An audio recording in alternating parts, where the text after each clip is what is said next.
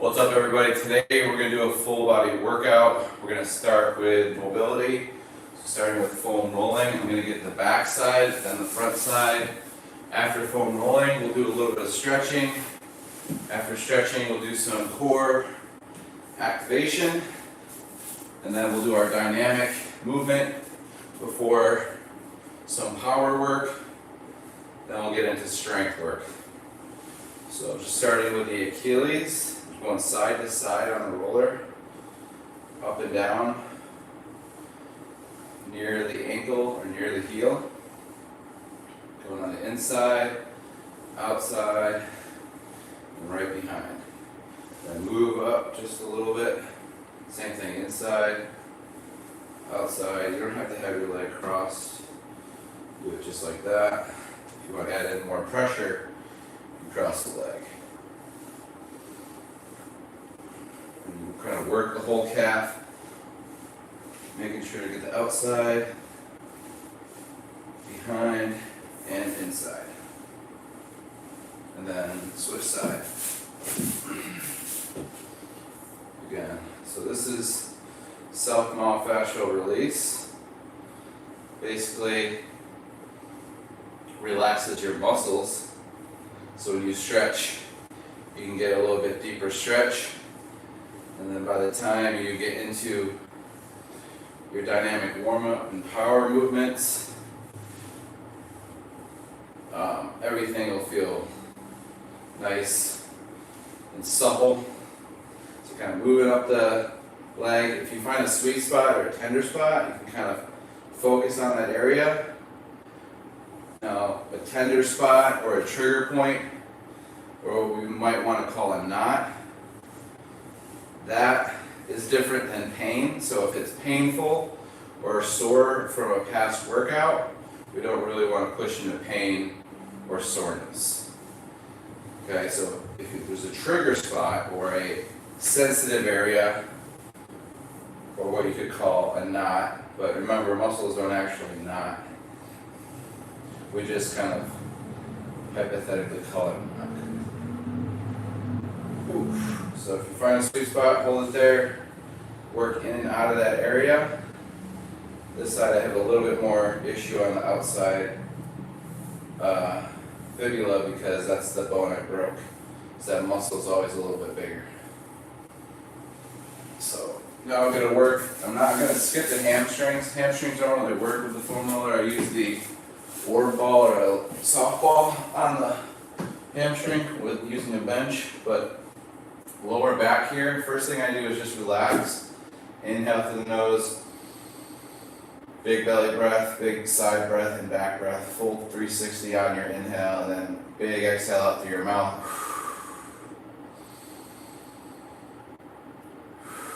Repeat that 3 times. And then we're just going to shift the legs to the right. And then shift the legs to the left. So the roller is going to push into one side of the back and then the other side of the back. And so we're purposely skipping the actual spinal cord or the spine, the bone. And we're kind of pushing into the sides of the muscles. And if you're good here, if you want to get out, get out. But if you want to take it a little bit further, you're going to put one foot underneath the knee and drop that knee to that same side leg to the ground, and we're going to rotate in that direction. So I'm going to put my right foot underneath my left knee. My right knee is going to touch the ground, if possible. I'm going to rotate to the right. You should feel a nice stretch in the lower back and also a side push. And then 2 inhales on each side. Inhale, exhale. So that's how you get the lower back with the foam roller. Upper back. We're going to go shoulder to shoulder, hands interlaced. Upper back rounded. So try not to just relax. You try to reach toward the sky. Into the walls. Hips are off the ground. You can do it with the hips on the ground as well. You can also do a chest stretch here.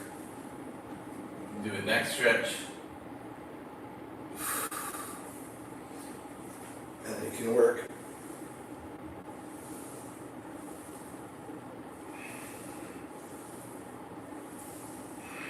Okay, that's more traps and rhomboids. Now we're going for lats. I have to cross the legs. I like the palm facing up. I like to straighten the elbow. And then I'll rotate my legs interlace so that I can stay still. From chest to back.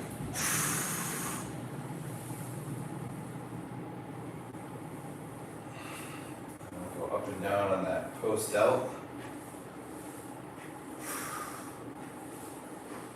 And then I'll work the lat and chest.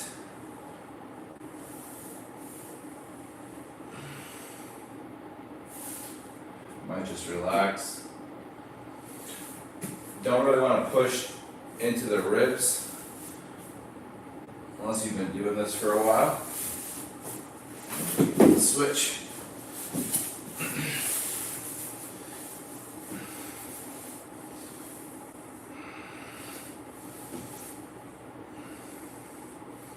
So you might have one shoulder that has restriction.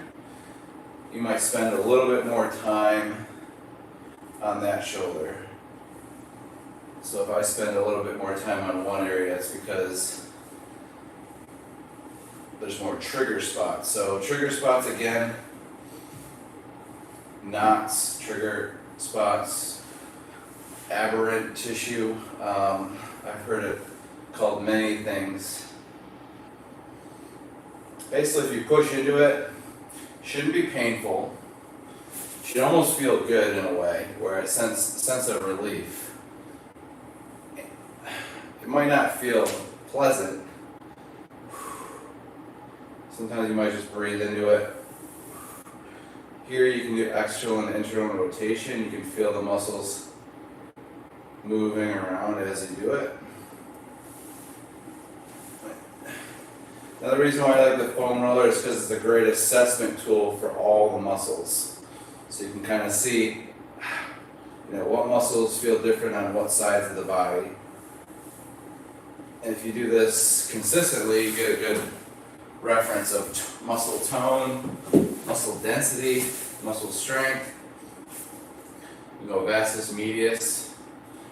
Strength meaning the actual size of the muscle. So, the bigger the muscles get, the more you'll be able to notice them when you roll. So this is VMO here, right next to the knee.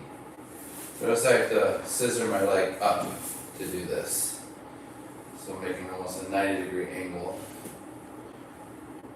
Starting with the knee, inside the knee, VMO, vastus medius, oblique meaning it's diagonal, vastus big, medius, it's on the midline or on the medial side of the thigh. That's why it's vastus medius oblique. You have vastus lateralis on the outside, vastus intermedius deep, and then vastus medius on top. Oh, and then rectus femoris.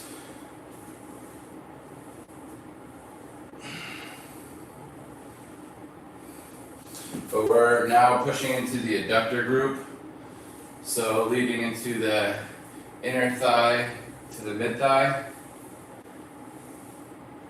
Now that's a bundle of muscles, the adductor group. So you have the innermost gracilis, pectinus, gracilis, adductor brevis, magnus, and adductor longus.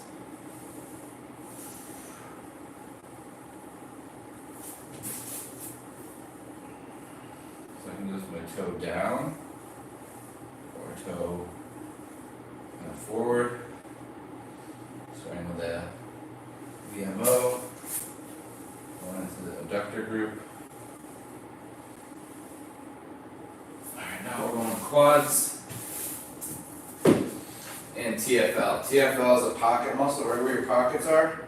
So right in front of your hip bones, there's a muscle we're going to hit, and then we're going to hit quad, and then we're going to hit outer quad all at the same time. So starting with the TFL, and then we'll work kind of up that quad and on the outside of the quad. A lot of people think going on the outside of the quad is getting the IT band. You're really pushing the outside thigh muscle. Outside thigh muscle is going to have more sensors than the actual IT band, so you're actually just pushing the vastus lateralis and getting it mistaken with a tight IT band. It's just you're on an IT band, yeah, that's connective tissue, but there's no sensation in that. You can correct me if I'm wrong, but that's definitely the side of a bone and also your vastus lateralis. So here's the pocket muscle. It's right on the front of this pocket. I can go side to side. It's a very small muscle, almost like the size of a soap bar. It's your TFL. And once you find it, you can kind of just hold there. You don't have to move far up and down, left and right. That's called your TFL. This one gets really tight sometimes. You'll notice one side more than the other. I think this really helps with hip flexion and not having those cramps when you're doing, hip flexion exercises. And then from here, we'll work the side of the quad. And then I'll work the front of the quad. Now if I find an area of tension, tightness, a knot, trigger point, just kind of hold there, breathe.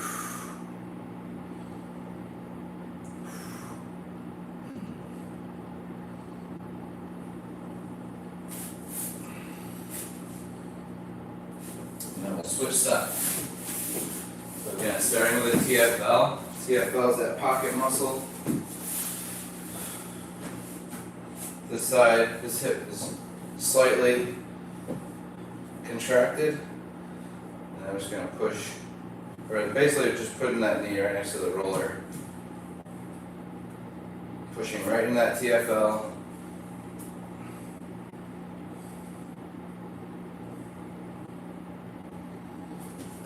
Working the outside quad.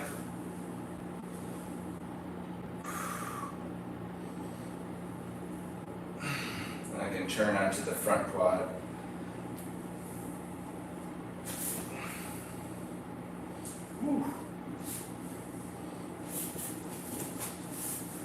Then you can do both quads at the same time with the feet out. You can relax the legs. Alright, that's it. So that's the quads. That's the whole foam rolling routine. Now we're going to get into some mobility and then activation. So the first thing we're going to do is hands and knees. Step 1 foot back. And then we're just going to keep that knee straight. Just rock that heel back and forth. There's going to be a calf stretch. And then switch. So about 5 to 10 rocks. From here, hands and knees. Make sure the hands are underneath the shoulders. Step 1 foot back like we were before. The front leg we're going to rotate. So the foot is going to go underneath the opposite thigh. But keep the knee underneath the hip. So don't do this. From here, we're going to rock to the outside of that hip. So here you go, front demo. Then we're going to go this way.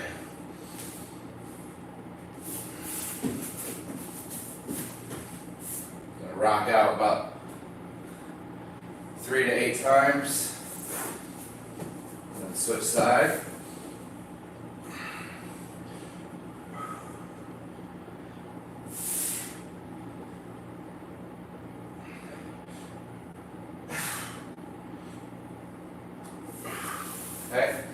we've gotten the calf, we've gotten the glute, or the posterior hip capsule. Now we're going to get the knees. So if possible, we're going to tuck the toes, just sit on the heels. If we're able to do that, then we want to see if we can point the toes, sit down. If we can do that, we're going to widen our knees, bring our hands behind. And if we can do that, we're just going to lean back. We should feel this in the front quads here. So, heels are out. My glutes are resting on the inside of my heels. Knees are out. I can rock side to side here. I can squeeze one glute at a time to get even more of a stretch in the hip flexor and quad. From here, I'm going to go back to the hands and knees. If I have a wall for support or a box, you don't even need it, or you could use the roller. So I'll show you different options. Roller supported hamstring. And then you can use the wall as well. So we don't want to curl the body like this. Keep the chest forward. Just kind of hinge forward. You can hinge in and out of that, or we can hold. And we'll switch. You can have a slight knee bend. You don't want to be too straight.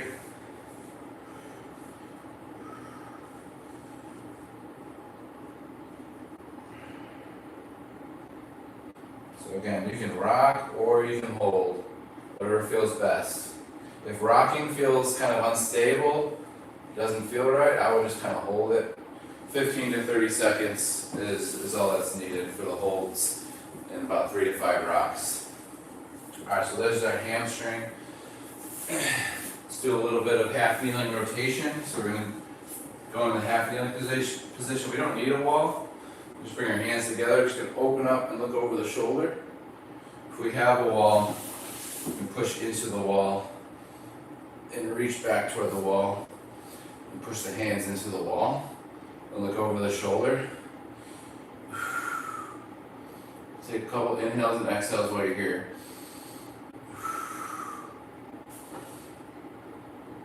And then we'll switch side.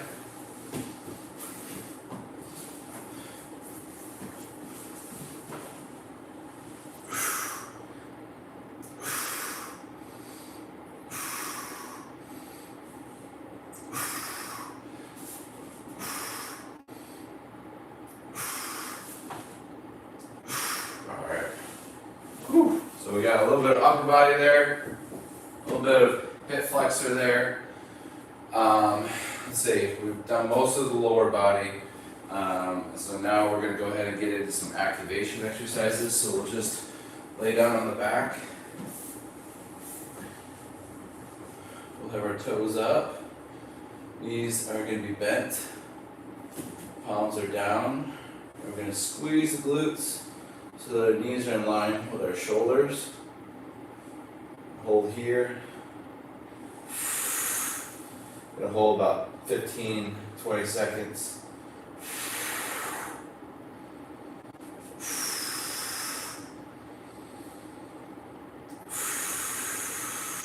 So that long exhale out the mouth, like you're blowing up a balloon.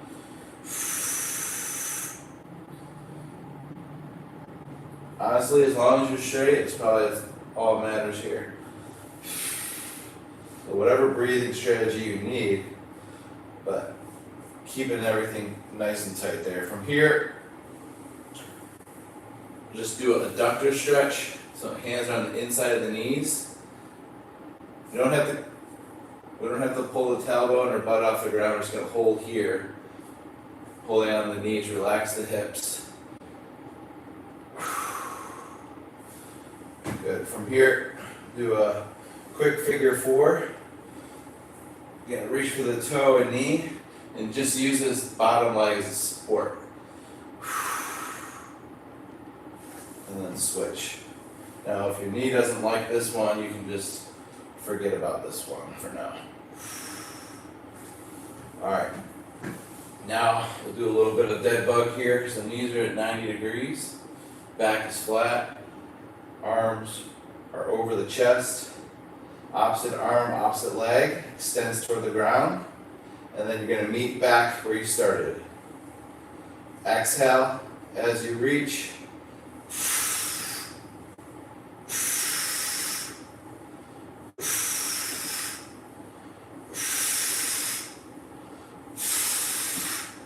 Okay, leg lower, legs are straight if possible. You can also hook a band around one leg as you exhale one leg down and hold. Just like that. Unsupported.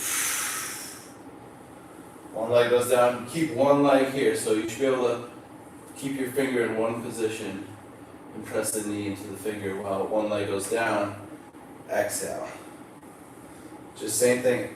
Like you're blowing up a balloon, big exhale.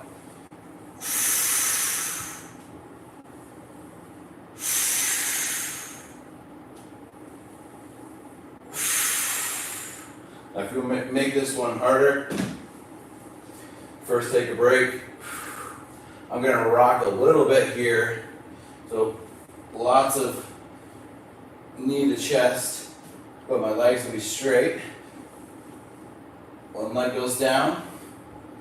Rock, switch, and then the rule is never to let this top leg go down past 90 degrees.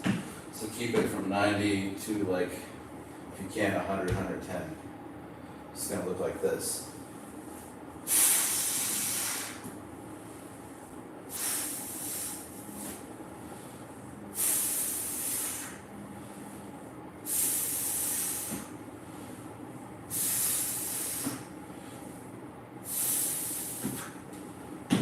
Okay, now we're just going to triangle our hands underneath our pelvis.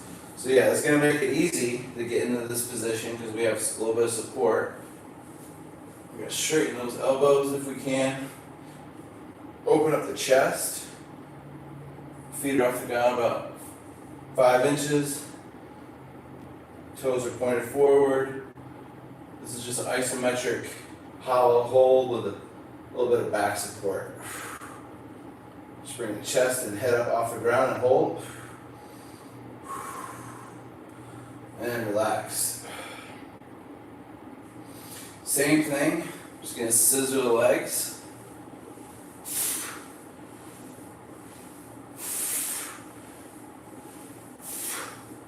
And then we're going to go in and out.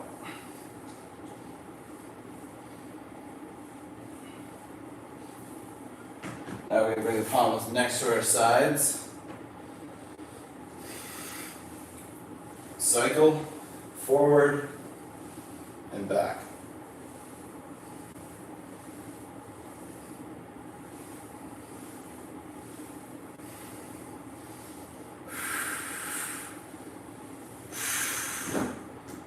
From here, go to the stomach.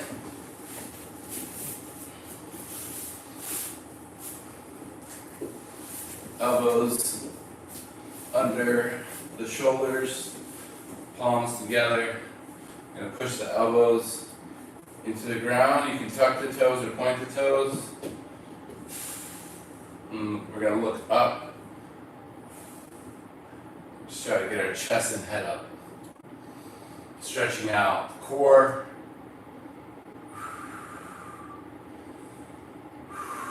From here, you can go to the side, bend the knees.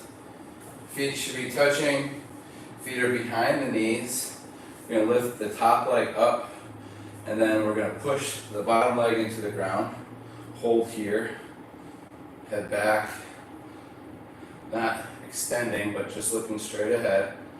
And don't let this top shoulder move forward. Hold here. Big exhales.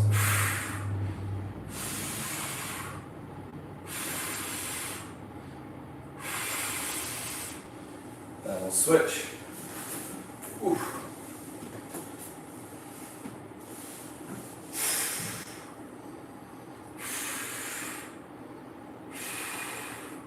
So doing 3 to 5 inhales and exhales, focusing on that big exhale.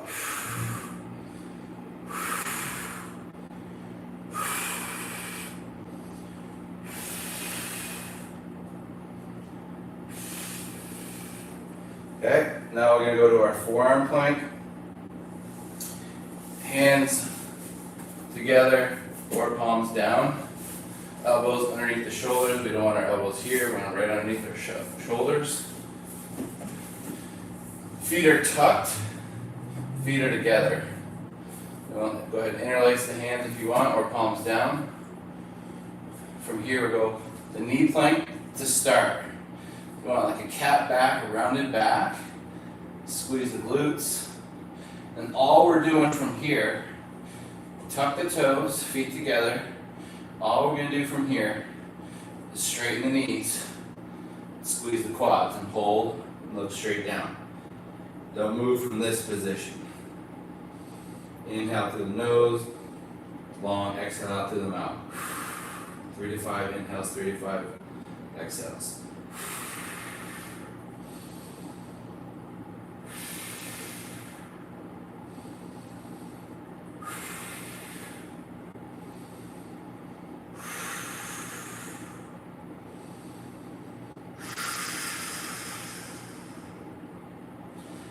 Slowly bring those knees down. Move to the side. Elbow in line with the shoulder, palm down, or make the fist. We're going to start with the hips flexed. And then we're going to go ahead and straighten the knees. Whatever you prefer. You can go back to the side, or you can go long lever, straight leg, side plank hold. And then you can challenge yourself with a straight arm side plank hold.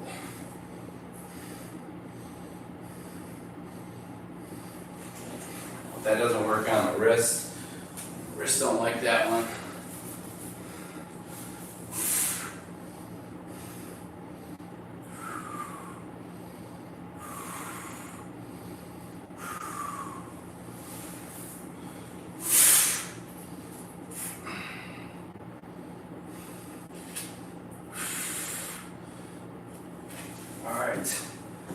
Now we'll go to our bear plank.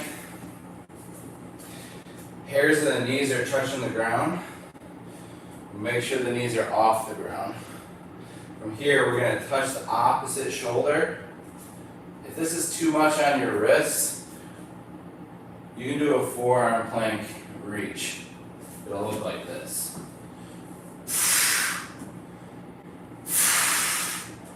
When you're doing that, try not to rotate the hips. For your bear plank, try not to rotate the hips like this. Okay, then it just becomes a shoulder exercise. So we're trying to counter that rotation. That's why they call this an anti-rotation exercise for the core. So knees off the ground so little that the hairs touch. And then try to counter it. So the knees want to shift. I want you to try to counter that shift. And the more subtle it looks, the better. You may not be able to get it to not move, but the goal is to see if you can keep it still.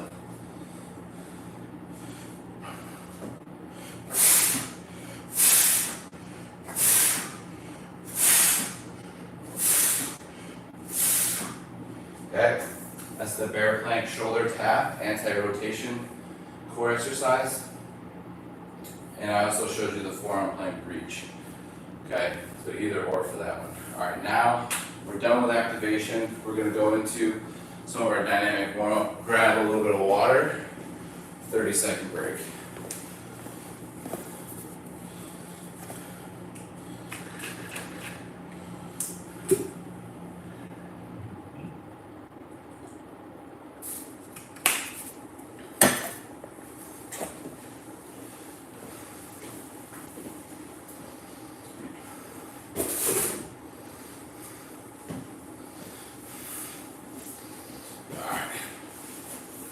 We're going to start with 90-90.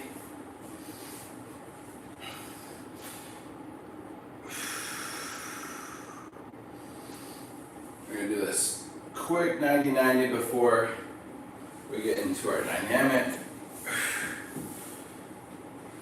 So you want to rest probably about a couple minutes in between circuits. So and add in a stretch. Just adding in a 90-90 here.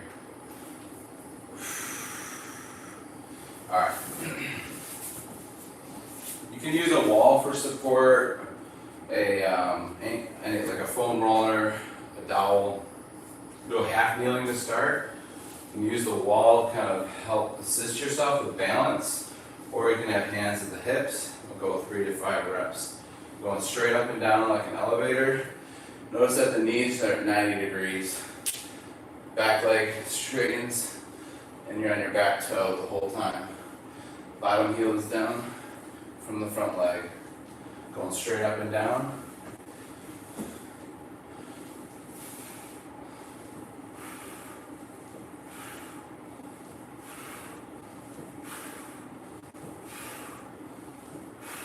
Okay. Go lateral squat. Feet as wide as you can, toes forward. You're going to reach forward, bend into one knee, opposite leg straightens. So we'll do same side for 3 to 5 reps.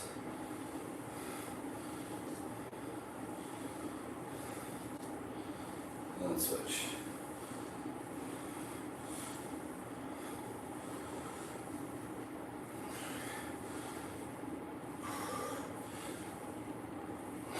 Alright, single leg reach. Feet are under the hips, even more narrow if you prefer. You can use the wall as you reach forward. You're going to reach with the opposite hand of the foot that's doing the balance. Okay, so I'm on my left foot. I'm going to reach with my right hand. My left arm is just going to go out to the side, or I can keep my left hand at the hip. I could also do both arms forward,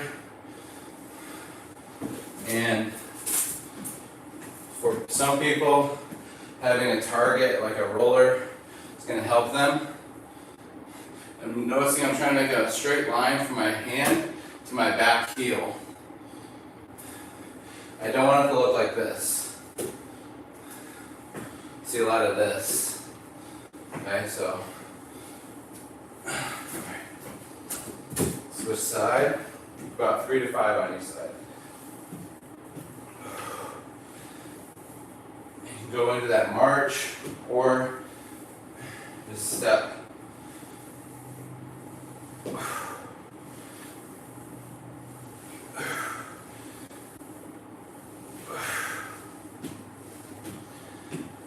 Alright, so now we'll do toe touch squat, feet a little wider than the shoulders or shoulder width. Reach down, touch toes, bend the knees, sit down, you can hang out, hips go up, and then stand up.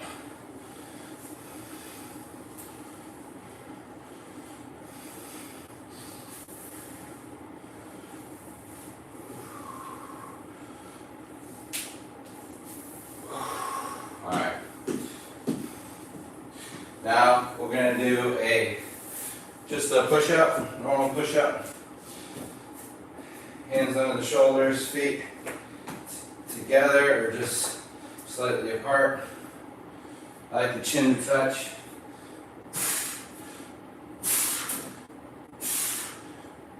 I'm going for about 10.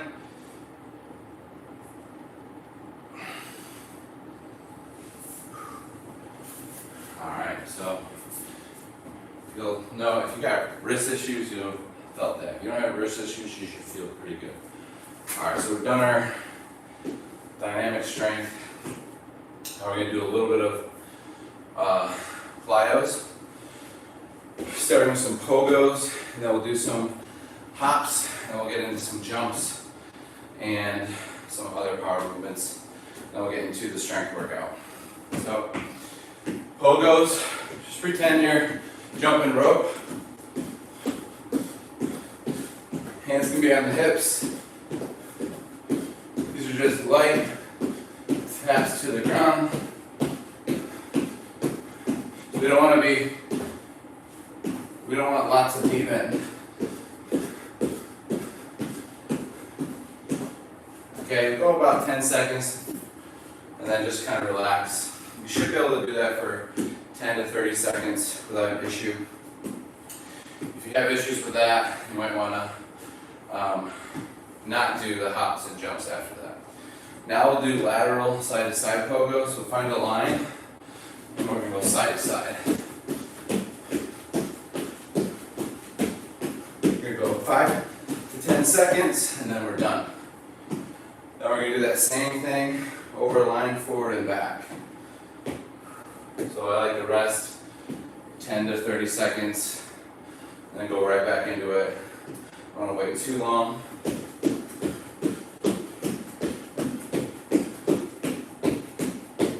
Okay, 5 to 10 seconds is all you need. It's the cutoff point. It's not cardio, we're not doing cardio. And this isn't supposed to be long duration plyometrics. Plyometrics should be short duration, high intensity, with a good amount of rest. So if you feel like you're not rested, you can pause. 1 foot forward, 1 foot back on the back toe, and then switch.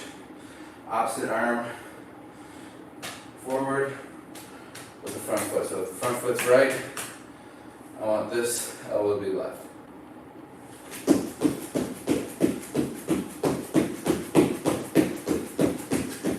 Okay, so it's really just finding a good intensity for 5 to 10 seconds and then taking a break. So those are some pogos, some scissors, lateral pogos. Now we're going to work 1 foot. So taking a little bit of break, 30 seconds to 90 seconds is what you'll need. So if you need to pause it, go ahead. If you're a beginner, if not, we're going to go right into it. So we'll go lateral hops, then medial hops. I like to just do pogo hops laterally first, and then pogo hops medially. So I'll go right lateral, left lateral, and then we'll go right medial, left medial. Okay, and then be light. I'm not really counting, just going about 3 to 5 feet. And then switch. Okay, medial.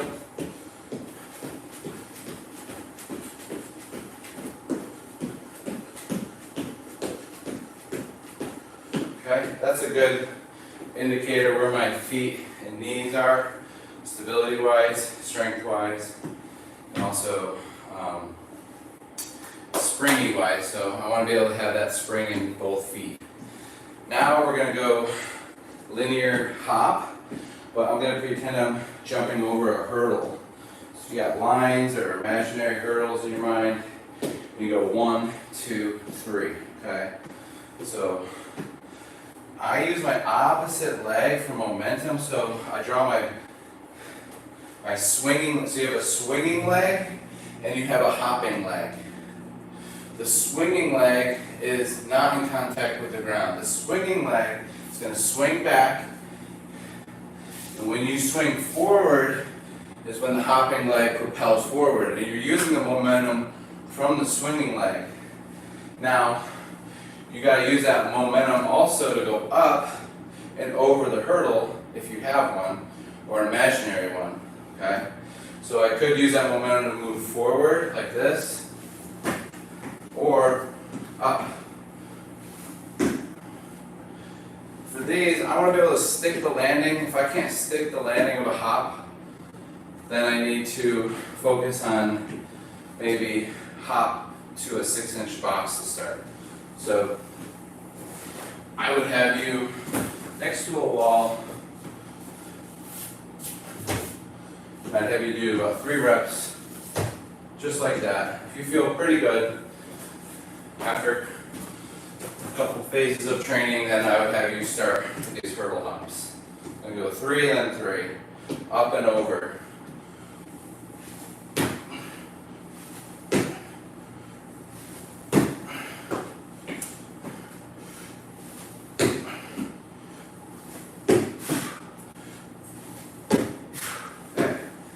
And I can do that same thing medially. I don't have to worry about the height, and laterally. Okay? So I'll start medially going inward.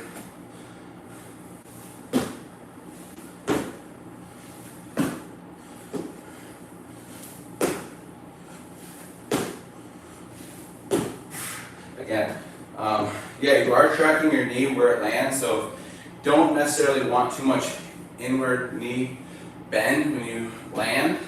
So you do want that knee to stay over in line with the ankle. So we just did medial, so now we'll do lateral. This side first.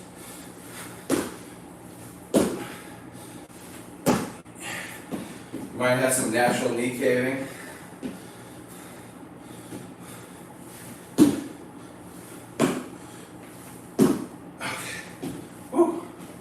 Alright, so that's enough hopping. I think it's about 25 hops per foot per session. It's like good effective dose, but I could be wrong on that. So that was probably about 25 on each, plus the light implement pogos. That was probably about 100. Now we're going to move to jumps, which are going to be more yielding landings. So these are buoyant landings. This is a yielding landing. So we're going to yield a little bit to create that power enough for that vertical height. So this is going to be a vertical jump. Basically just reach for the ceiling. Try to touch the ceiling here. Jumping. Tell the athlete to just jump in place and land. That's going to be where you're going to jump from. Okay? It's a good, just jump up in the air and land, and that's where you're going to be your. Okay, again, we don't want to take off like this, and we don't want to land like this. We want to take off like this, and we want to land like this. Yeah, there's going to be some wobbling. It's not going to look perfect. So, this is where we'll do 3 to 5 vertical jumps. After that, we can partner that with another power exercise. Could be 2 other power exercises, or we could just partner it with a core exercise. For this one, we're going to do vertical jump. We're going to partner it with a lateral bear crawl. Okay, so it's a little bit of lower body and a little bit of upper body. And the lateral bear crawl makes it a little bit more force and speed dependent, meaning it's going to be a little bit more quick and fast twitch than say your typical plank. Alright, so here we go. We're going to start with 3 to 5 vertical jumps. If you feel like it's too much, go 3. If you feel like it's easy, go for 5. Find your landing spot. You're going to take off and then land.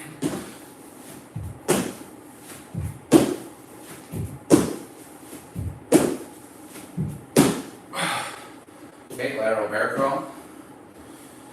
Push-up position. Crossover step.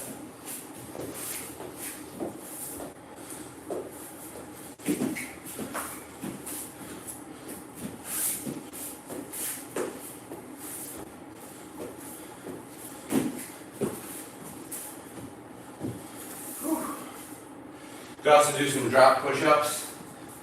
You got wrist issues. Probably not a good idea.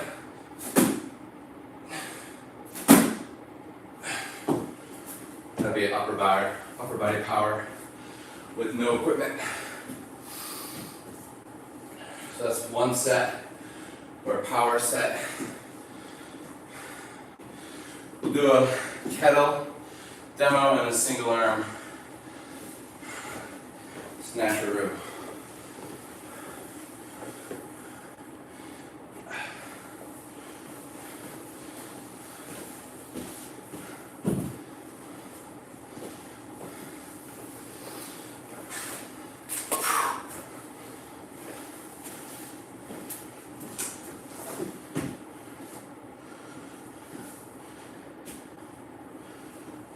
So,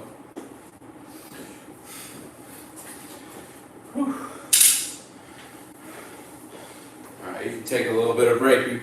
This is when power rests actually matter. So, when you're dealing with actual heavier loads, I would say increase the rest time. But when you're using like lightweight, plyometric, Those are fatiguing, but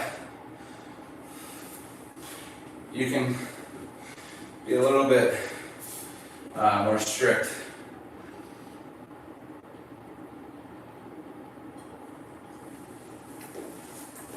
All right, here we go.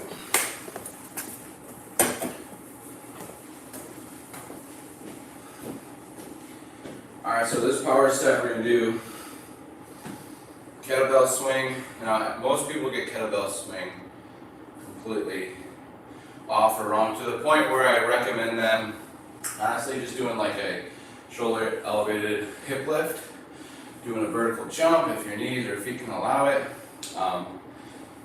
doing some type of, maybe a uplift with a cable, but sometimes the kettlebell swing doesn't really work, and the time it takes to learn it, sometimes, I don't know how good this exercise is for most people. So, the hard part is just getting the right movement. It should be a hip hinge.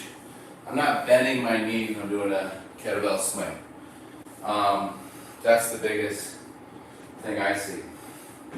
So let me show you how it shouldn't look first. Okay, you should never start here in between your legs, and you should never squat down to get it. And then it shouldn't look like this.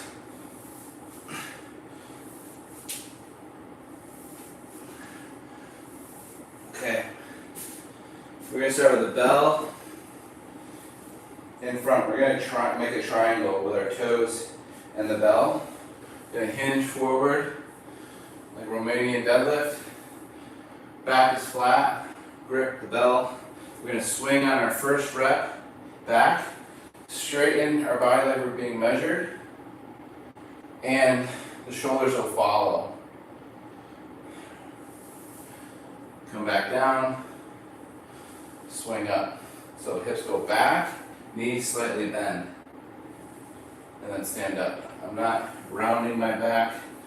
Back stays relatively straight, kind of like,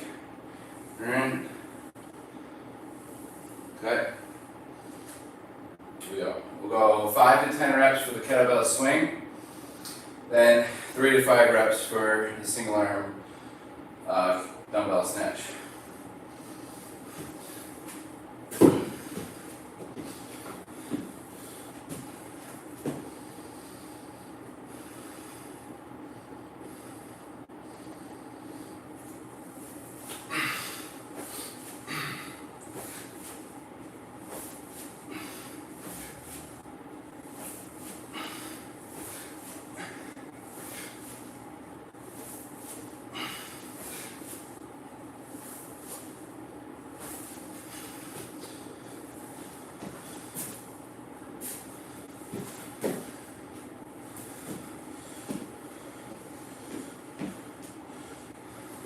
This one, again, don't do too much knee bend, although you can. Might help. Actually, I like a little bit more knee bend here.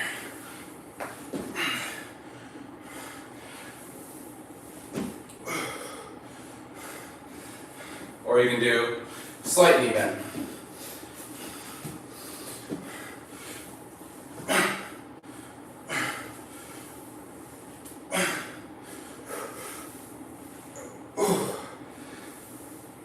I think more knee bend actually helps. Ooh. I can add in a straight leg sit up on that. Feet, shoulder width, feet, toes for the sky.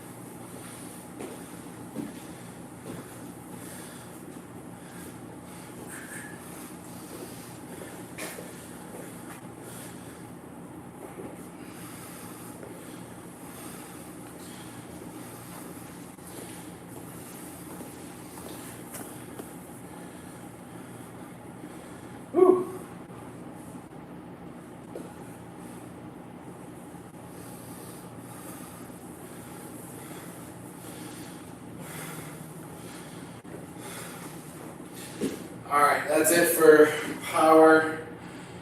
Now we're going strength. I gotta get all of y'all set up.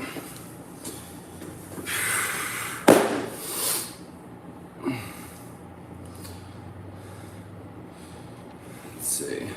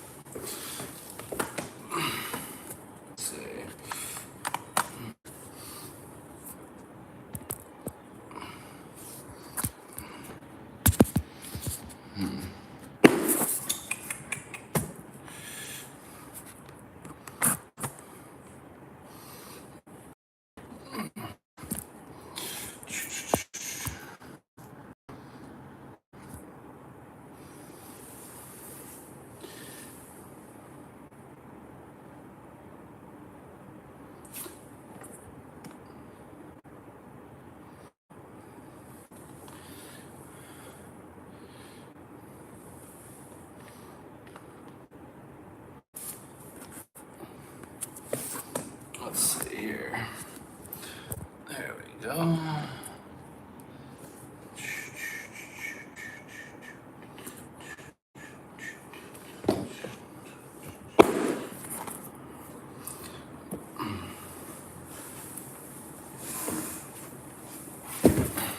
There we go. Let's do this.